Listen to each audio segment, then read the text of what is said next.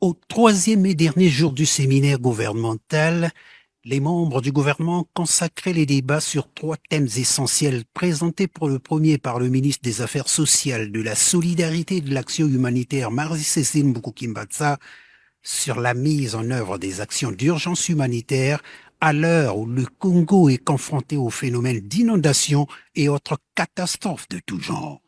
Nous avons voulu mettre à la disposition de tous les membres du gouvernement la méthodologie, comment le plan de réponse a été monté et avec qui et pour qui, et quelles sont les localités concernées par ce plan de réponse multisectoriel. Quand on parle de plan de réponse multisectoriel, ça veut dire qu'il y a plusieurs secteurs qui sont pris en compte.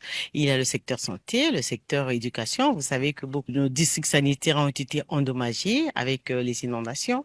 Les écoles ont été inondées et il a fallu travailler et nous travaillons dans tous ces secteurs-là. Il y a beaucoup d'autres catastrophes. Nous avons le département de la Cuvette Ouest qui avait commencé avec le district de Mbomo. Vous avez le département des Plateaux, tout récemment, avec le district d'Ongo, centre. Nous avons le département de l'Alekumu, avec le district de Bambama, le département du Niari. Je ne parle pas des inondations du district de Divénié, mais je vous parle du district de Yaya, soufflé. Nous avons hier encore regardé le district de Kai, dans la Bunza, qui a été soufflé, et même tout un collège qui est parti. Le second thème en débat, présenté par le ministre de l'Économie et des Finances, Jean-Baptiste Andaille, avec trait à la mobilisation des revenus de l'État nécessaires au financement du programme gouvernemental. Ça passe par l'optimisation des recettes fiscales, douanières et autres revenus courants de l'État. Le troisième thème, présenté par la ministre du Plan, de la Statistique et de l'Intégration régionale, Ingrid Olga Ghislaine Boukababakas, a porté sur la mise en œuvre des mécanismes du cadre national de financement intégré.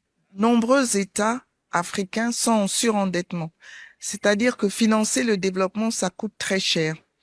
Alors il fallait avoir une approche intégrée. Ça veut dire quoi? Ça veut dire examiner toutes les sources de financement possibles. Il y a le financement classique, la collecte des impôts.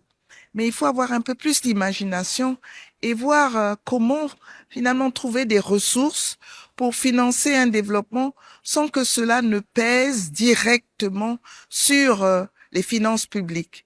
Toutes ces présentations ont été commentées, accompagnées de pistes de solutions et de propositions concrètes.